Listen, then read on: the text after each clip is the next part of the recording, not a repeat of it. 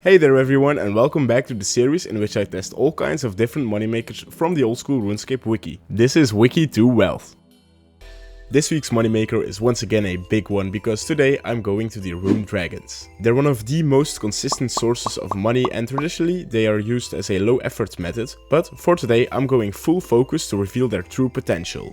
So the default rate on the wiki estimates 1.4 million profit per hour. However, if we look closer we can see that this is heavily gear dependent. The default rate assumes that you will use Justiciar armor and that you will do a lot of AFKing. But with offensive gear such as Bandos or Torva, profit can jump up to over 2 million GP per hour. And since I don't have the absolute max gear, I'm gonna be aiming for 1.8 million profit per hour. Next up are the requirements. So to fight Rune Dragons you will need to have completed Dragon Slayer 2, which is one of the best quests in the game in my opinion, along with good melee stats. I'd say at least 90 plus in all three. 37 prayer is also super important for protect from magic, however 70 prayer with piety unlocked is much better and will make a huge difference.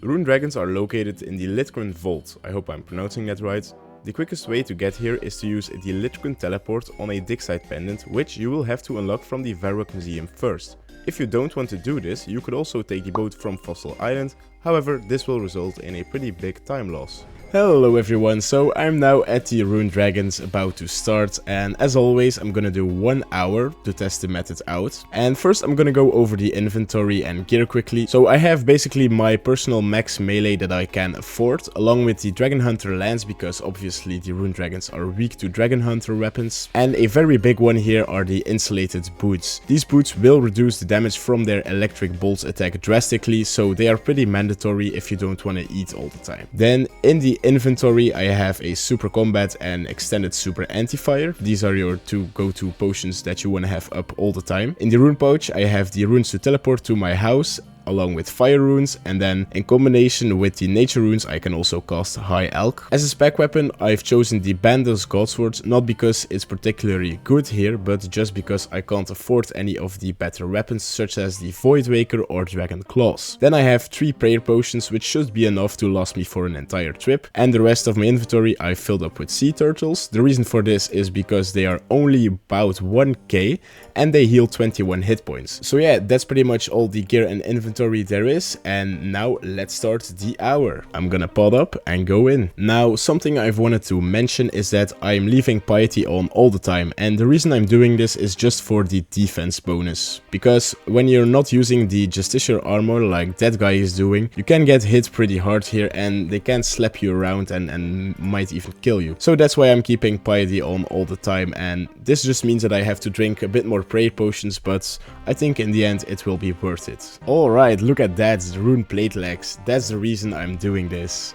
The big drops here really make a lot of difference. Man, this guy absolutely sucks. I was here earlier to test the method and he keeps picking up my stuff. What he also did was get all the dragons to like half HP so that every single one I killed I didn't get any loot and he could just pick it up. Alright, first trip came to an end. Let's do a very quick price check. There we go, 250k first trip. That's pretty good if you ask me. I don't know if I've said this already, but the reason these Rune Dragons are so consistent is because they drop a rune bar every single kill guaranteed. And that's the second trip done. Man, this guy is so annoying. I'm gonna hop worlds because all these dragons are like half HP. Like, look at this, I'm not getting any loot. Ooh, he didn't pick it up. Quick. Let's go. We got it. Ooh, look at this. Officially got a white cash tag just from alching the drops. Oh boy, look at this trip. I'm gonna do a quick price check. Yo, 329k just from one trip. Let's go. Alright, the hour is over. I'm just gonna finish up this last Rune Dragon. And there we go, let's see what we get on the last skill. I grabbed my Avento, never lucky. Let's go see how much money I ended up with in the end. I'm super curious, but I think it's gonna be good. Alright, I did mess up a bit with the alchs because I didn't turn all the coins into platinum tokens. But anyways, here is the loot that the loot tracker said, so this should be pretty much 100% accurate. And it's looking good. Let's do a price check. Okay, 1.66 mil. It's not bad, but it's a little less than I was hoping for. And as you can see, we got 55 kills, so maybe I can calculate how much money I should have made and see if I got lucky or unlucky. But first, let's sell off all of this loot to get the final amount.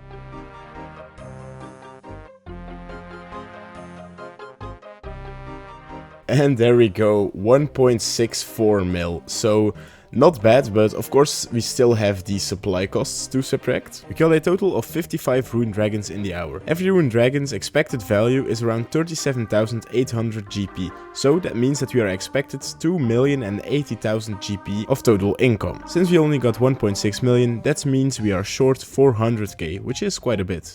With a total supply cost of 400k and an income of 1.6 mil, the profit is at 1.2 mil. Now, like I said earlier, if you would do this for an extended period of time and go on drop rate for everything, this would be closer to 1.6 mil, which is pretty respectable. Overall, this is a solid method and it can make you some good GP. I would say that it's better to AFK and make a bit less money instead of just going full focus, because let's be honest, if you're going to focus, you might as well do some bossing. I'd highly recommend this to do on a Slayer task and maybe even extend these if you have the points. That's what I did, and it's a great source of money for a Slayer task that's also nice and quick. That's gonna be all for today. Thank you so much for watching. Let me know in the comments what you would like me to do next, and don't forget to subscribe. Bye!